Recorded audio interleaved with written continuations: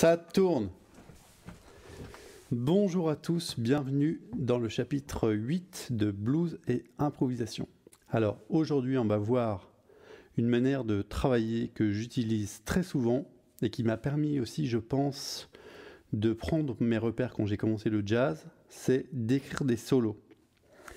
Alors je vais vous montrer comment je procède, et avant de commencer je voudrais vous parler de quelque chose qui est vraiment très important, c'est le recoupement des informations. C'est-à-dire que finalement ça fait quelques années déjà que j'écris beaucoup de documents avec parfois des thèmes qui sont plus ou moins les mêmes, mais ce qui est important c'est qu'au bout d'un moment, en recoupant les informations, on comprend de nouvelles choses et on avance. Et en fait, pour progresser, il faut absolument avoir plein de vues différentes. C'est-à-dire que moi, j'explique des choses, mais c'est parce que vous allez rencontrer aussi d'autres gens qui vont vous dire d'autres choses que vous allez faire le tri et faire une liaison de ce que vous pouvez comprendre en fait.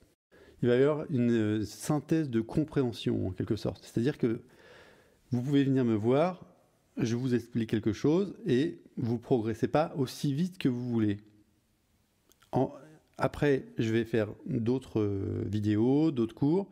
Vous allez regarder d'autres cours et tout d'un coup, hop, ça va s'éclairer parce que je vais parler d'un sujet et ça se trouve, je vais en parler de manière différente.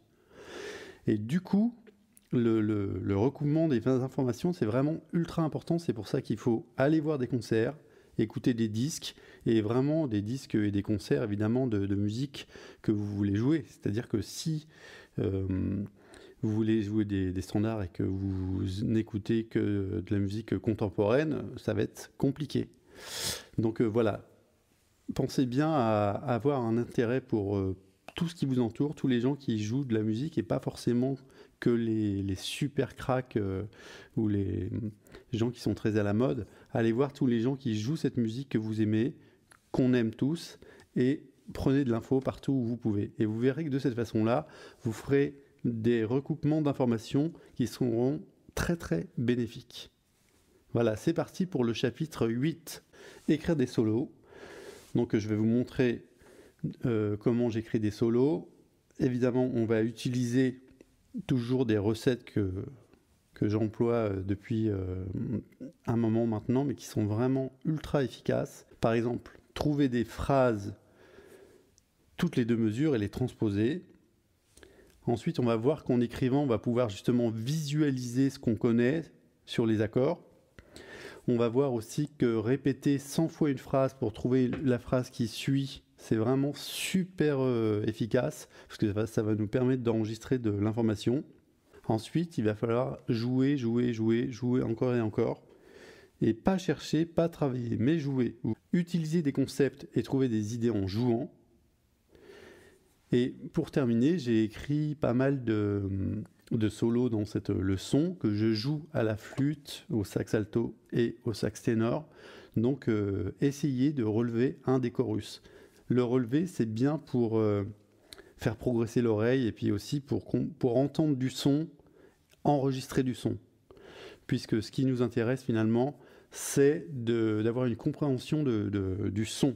Quand un pianiste joue un accord par exemple, je ne me dis pas le nom de la gamme ou le nom de l'accord. J'essaye d'entendre quelque chose dessus.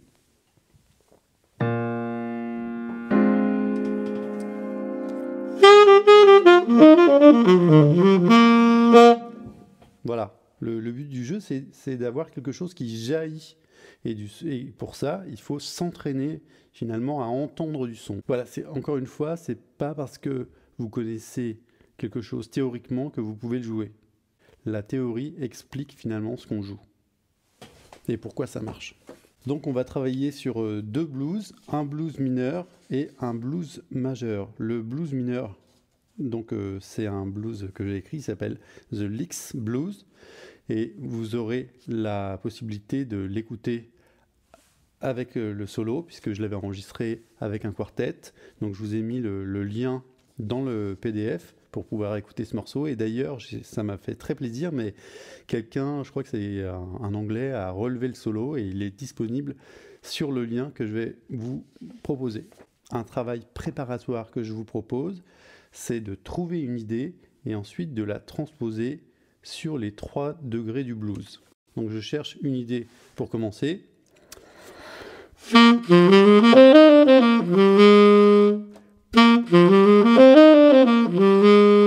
Voilà, donc je vais prendre cette idée.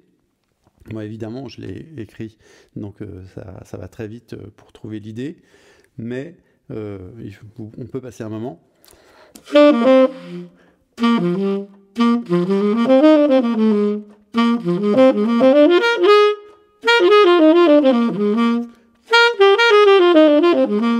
J'aurais pu prendre celle-là.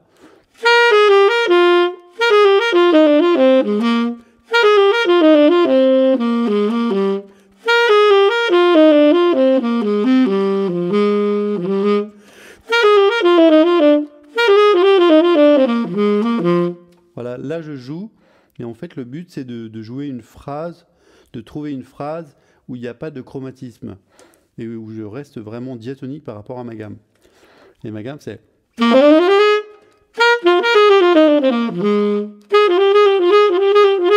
Voilà, il y a plein de possibilités. Donc, je vais me servir de l'idée que j'ai trouvée tout à l'heure. Et je vais la transposer sur les 3 degrés.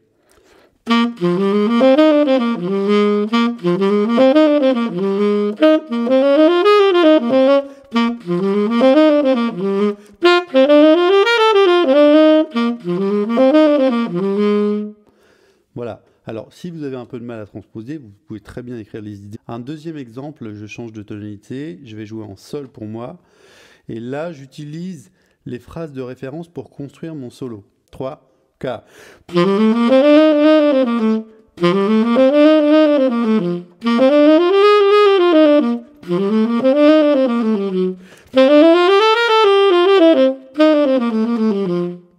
Voilà.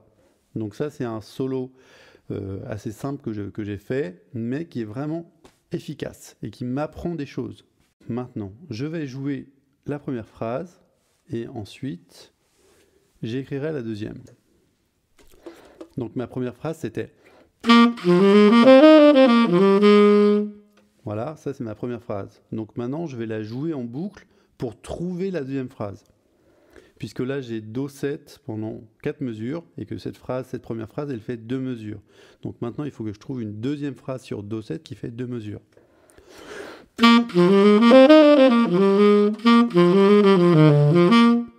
Voilà, par exemple, celle-là, elle me plaît, donc je peux l'écrire. Alors, j'essaye quand même d'en trouver d'autres.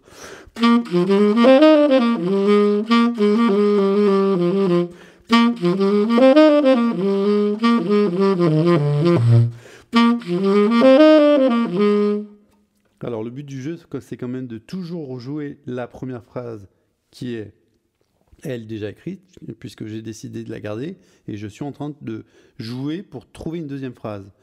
Pour trouver la deuxième phrase, il faut qu'elle fasse écho à la première. Je cherche rien du tout, je joue ce qui vient.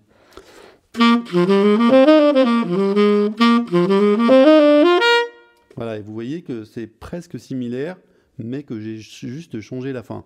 Alors, donc maintenant je vous joue ce que j'ai écrit.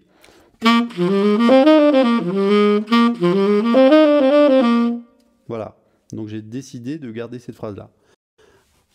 Maintenant, je vais jouer pendant une mesure, une phrase d'une mesure, et sur la troisième mesure, je vais essayer de trouver une autre phrase. Là, c'est un peu comme si j'utilisais un concept, c'est-à-dire de jouer une phrase sur une mesure de blanc, une phrase sur une mesure de blanc. Voilà, ça c'est ma phrase. Maintenant, il faut que je trouve une phrase qui réponde à celle-là. 1, 2, 3.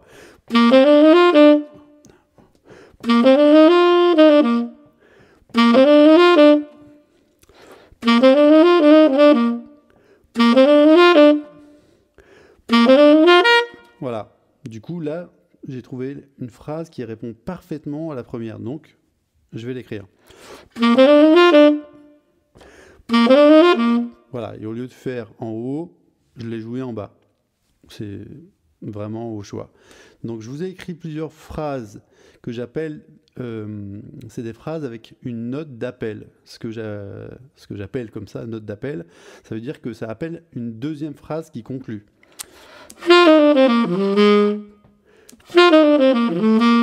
Voilà, par exemple.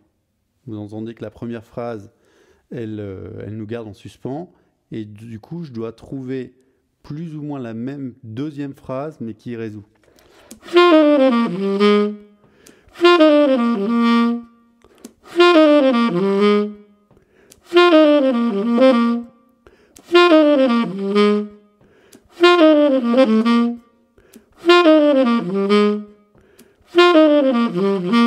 Voilà, je cherche, enfin, je joue et je vais trouver une phrase qui va fonctionner avec la première. Donc, je vous en ai marqué plusieurs.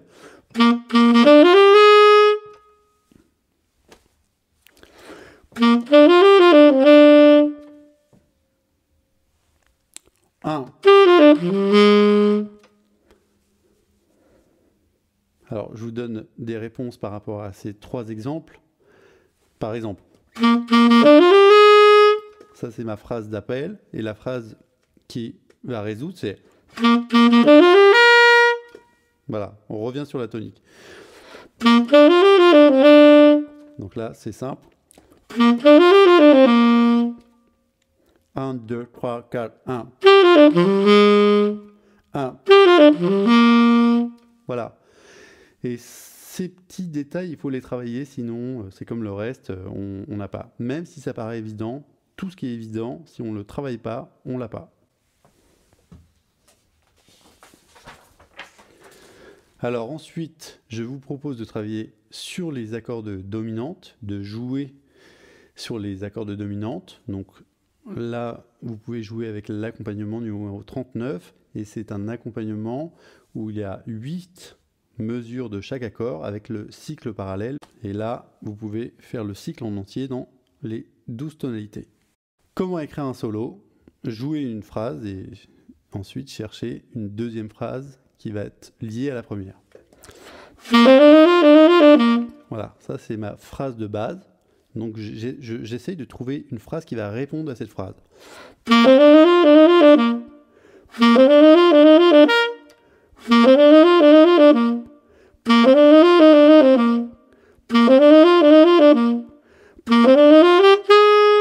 Voilà, donc je vais garder cette phrase. Maintenant, qu'est-ce que je fais? Je joue la première phrase, la deuxième phrase, et je cherche la troisième phrase. Et étant donné que mes phrases font 2 mesures, alors j'ai joué le premier degré, j'ai joué le premier degré, maintenant on est sur le 4e degré.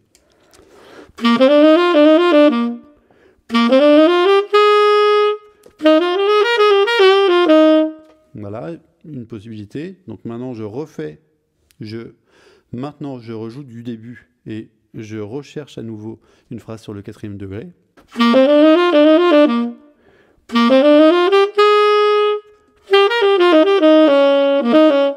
Encore, 3, 4.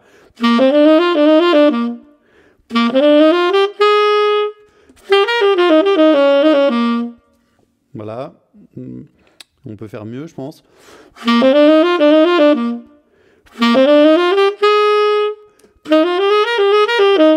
Voilà, donc du coup, j'ai opté pour la solution de transposer la phrase. Pourquoi? Parce que j'ai senti que j'avais envie de faire ça, et il faut absolument suivre son intuition parce qu'elle est toujours bonne. Et ça me permet aussi d'utiliser un concept, et ce concept, c'est de transposer des phrases sur les degrés. Alors, maintenant, on va changer quand même d'optique, on va changer de concept, on va jouer une phrase qui n'est pas forcément parallèle. C'est-à-dire que pour l'instant, j'ai utilisé des phrases qui étaient plus ou moins toujours les mêmes. Maintenant, je vais essayer de chercher d'autres solutions. Alors, je reprends ma phrase de base.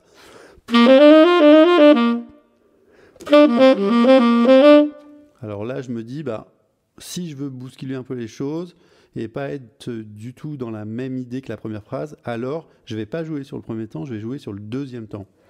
1, 2, 3, 4.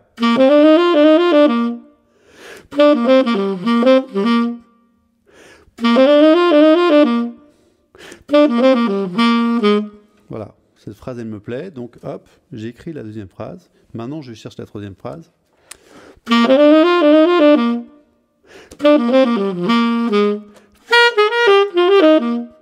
Ok, bah celle-là, elle me plaît. Donc, je l'écris. Maintenant, je vais chercher la quatrième phrase.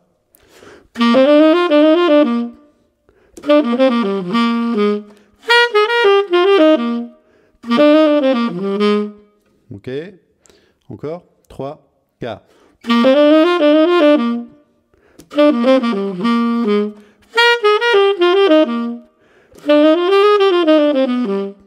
Alors là, l'idée, c'est de jouer aussi le sixième degré. Donc, j'ai commencé mon morceau, j'ai fait 1, 1, 4, 1. Et là, je sais que je peux rajouter le 6 pour aller sur le 2, 5, 1.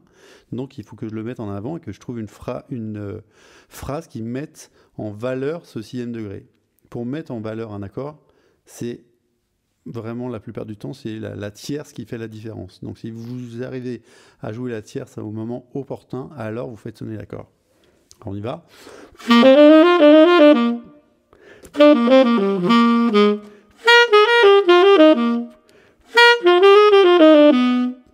Voilà. Donc là, finalement, je vais garder celle-là.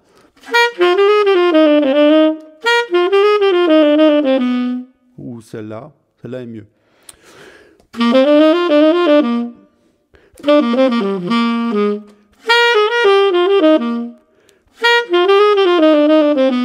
Voilà, ça c'est très bien.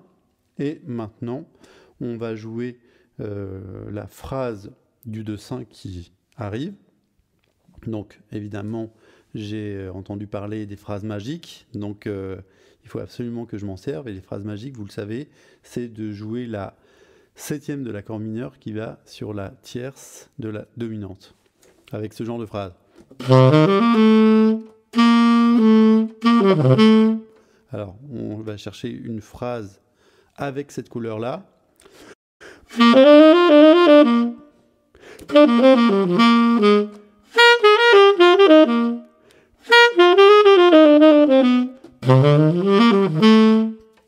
Voilà. Et je ne cherche pas midi à 14h. Hop, j'ai une phrase qui fonctionne parfaitement avec ce qu'il y a avant, donc je l'écris.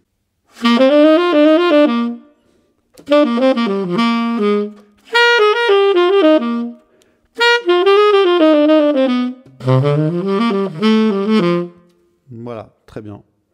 Et il ne faut vraiment pas avoir peur de jouer des toniques sans arrêt. Hein. Moi, je joue des toniques sans arrêt et je le fais parce que je trouve que ça sonne. Point à la ligne. En fait, souvent les gens ont peur de jouer la tonique parce qu'ils se disent que la basse joue la tonique, que d'autres gens jouent la tonique, que la tonique c'est une note trop simple. Mais en fait, ça n'existe pas. Et la basse, elle ne fait pas la tonique pendant 4 temps sur chaque mesure. Hein. Alors, donc c'est bon, j'ai ma phrase. Donc là, je me dis que je vais chercher une phrase pour le 1-6 de 5 de la fin du blues.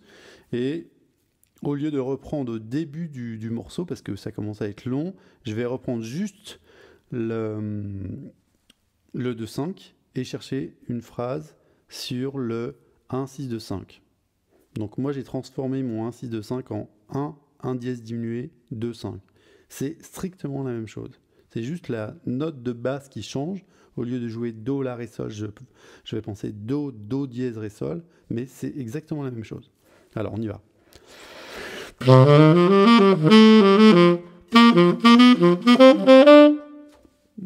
Pas mal.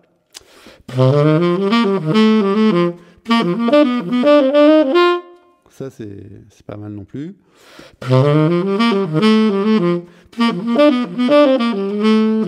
Voilà. Et du coup, je me dis, bah, la dernière, c'est celle que je préfère, donc je l'écris. Et maintenant, j'ai un solo entier. 3, 4.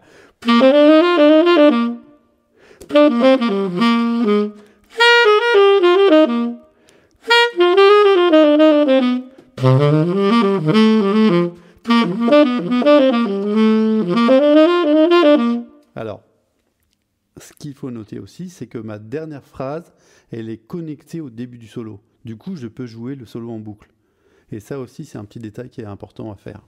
Voilà, donc je vous ai montré comment on écrit un solo. Évidemment, ça prend beaucoup plus de temps. Là, je le fais en mode accéléré pour vous montrer les grands principes. Mais après, il faut jouer un moment, pour trouver. Et voilà, je vais quand même utiliser le mot chercher, mais sachez que le mot chercher, ça veut dire jouer et laisser son esprit disponible pour qu'il se balade par rapport à nos souvenirs et à nos connaissances en fait. Puisqu'on a écouté plein de disques, qu'on a été voir jouer plein de gens en concert, alors on a enregistré de l'information. Et cette information, elle sera disponible si vous donnez à votre esprit la possibilité de vagabonder et de chercher des solutions. Alors maintenant, on va travailler sur le blues mineur. Donc moi, j'ai écrit un blues.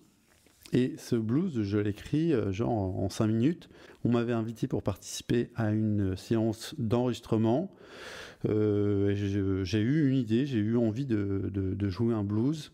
Et d'ailleurs, ça, je le fais souvent. J'adore faire ça, créer un blues sur le moment. Donc, j'avais cette idée de phrase qui me trottait dans la tête, une phrase ultra connue que tout le monde joue. Voilà, ça c'est vraiment The Lick, ça s'appelle The Lick, vous pouvez regarder sur YouTube, il y a une vidéo où on voit vraiment plein de gens jouer cette phrase. Sauf que moi, voilà, je vais utiliser cette phrase et je vais transformer cette phrase en blues. Alors comment faire? C'est ultra simple. Sur le premier degré, je joue cette phrase, sur le quatrième degré, je transpose la phrase.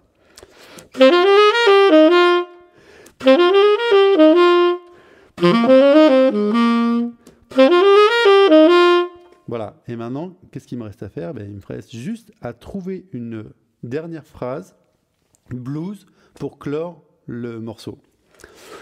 Alors.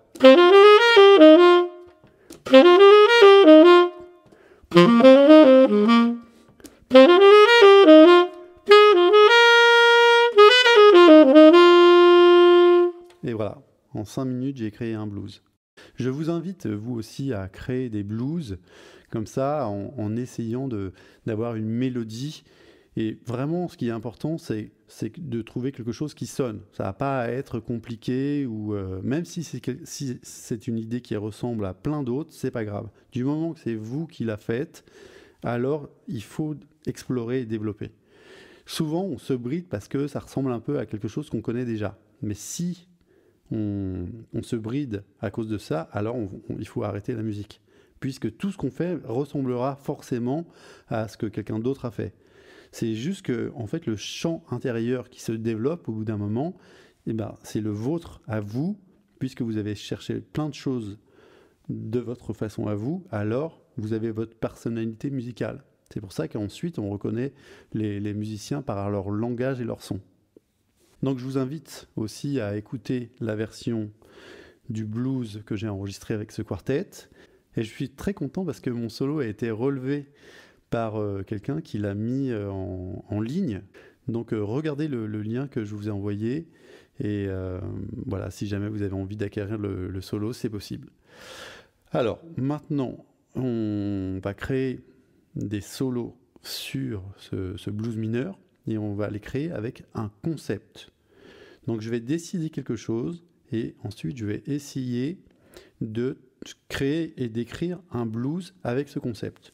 Donc le premier concept que je vais utiliser, c'est de jouer la pentatonique, évidemment, c'est ma gamme préférée, plus la note blues. Ça c'est la pentatonique.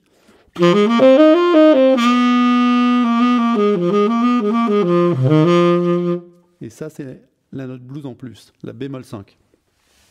Et on peut dire aussi que c'est évidemment la gamme blues. Mais moi, j'aime bien penser pentatonique plus note blues. Et du coup, je vais chercher des idées.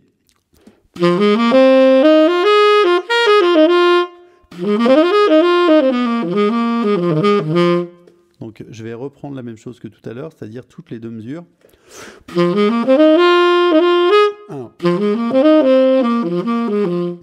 Donc là, il faut bien que je réfléchisse à ce que je vais faire. Il faut bien que je choisisse la première phrase. Voilà, je vais garder cette phrase-là. 1, 2, 3, 4. Et du coup, je l'écris, hop. Et maintenant, je vais répéter cette phrase-là en la lisant si je veux. Et si je l'ai enregistrée, je la joue par cœur. 1, 2, 3, 4.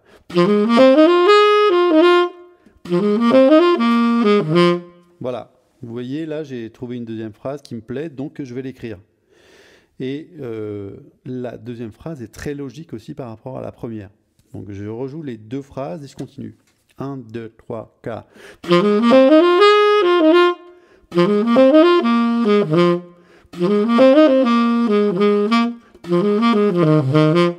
Voilà. Moi, j'ai déjà écrit le solo, donc je peux le jouer en entier. Mais en tout cas, j'ai préparé la leçon de cette façon-là. C'est-à-dire que j'ai joué, je me suis dit, je vais utiliser le concept de la gamme pentatonique plus la Blue Note, et ensuite, je vais chercher des phrases. Donc, j'ai fait exactement ce que je fais là. C'est-à-dire, je joue la première phrase, après, je joue la première phrase et je joue une deuxième phrase, et jusqu'à ce que je trouve une phrase qui correspond. Donc, je vous invite à écouter les 3 solos qui sont joués avec l'accompagnement que j'ai créé pour que vous puissiez jouer avec, et qui est valable sur le PDF.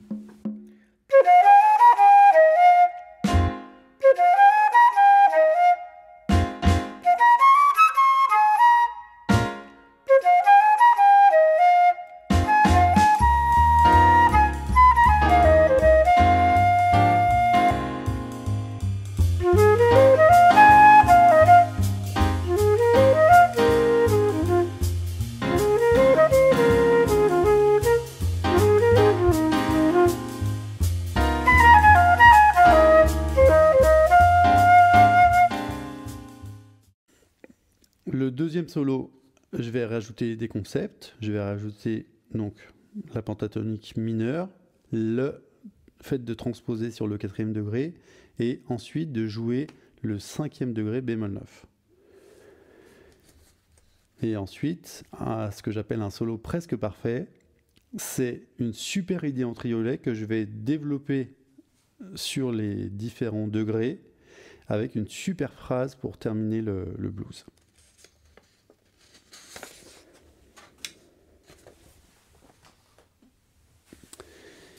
Et maintenant, on va changer de registre, on va passer sur un blues majeur. Donc c'est toujours la même histoire, je vais essayer de trouver une phrase sur les 2 premières mesures, et ensuite, je jouerai cette première phrase, suivie d'une deuxième. 1.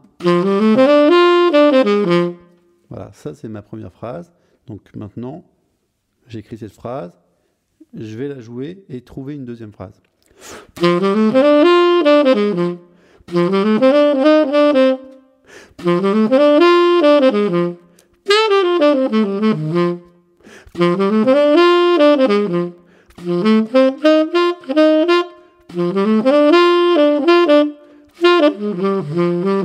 Voilà, je m'amuse aussi à trouver des phrases, à jouer pour trouver des phrases qui m'intéressent.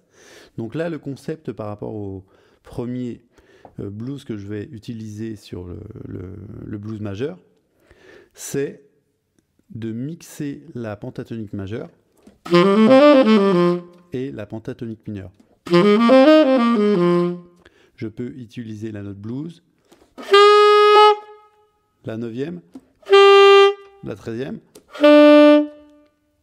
et créer des super phrases.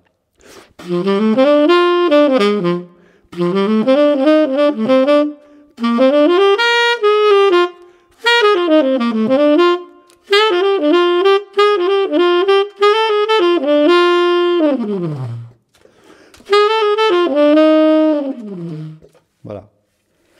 Donc évidemment, là, je vous joue le blues en entier puisque je l'ai déjà écrit, mais à vous de faire ce travail d'écrire petit à petit un blues qui se tient. J'ai écrit aussi beaucoup de conseils par rapport au fait d'écrire des blues. C'est que par moment, je joue pas vraiment les accords. En fait, je joue dans la tonalité du blues ou par rapport aux gammes que j'ai décidé d'utiliser. Par exemple, à la fin, sur l'accompagnement, on entend un 1, 6, 2, 5, mais moi, je le joue pas. Je joue dans la tonalité. Alors que au piano, c'est ça qui se passe, mais moi, je ne le fais pas. Et vous verrez sur l'enregistrement, vous allez l'écouter, que ça marche super bien. Maintenant, je vous laisse écouter la version entière du blues majeur avec les 3 solos. Et vous verrez dans le PDF, je donne beaucoup de conseils pour justement jouer les accords ou jouer autre chose que les accords qui sont écrits. Un exemple, par exemple, il y a un moment où il y a Sol 7 et moi je joue Si mineur. Parce que ce qui est important, c'est de faire sonner les accords. Et des fois, on joue des notes étrangères, mais qui ne sonnent pas comme une note étrangère. En fait, il y a des notes d'approche ou des phrases d'approche. Et ça, c'est écrit dans le PDF. Donc, je vous donne rendez-vous à très bientôt. Si ma pédagogie vous plaît, n'hésitez pas à vous abonner à ma chaîne, à mettre un pouce, et je vous dis à très vite. Ciao!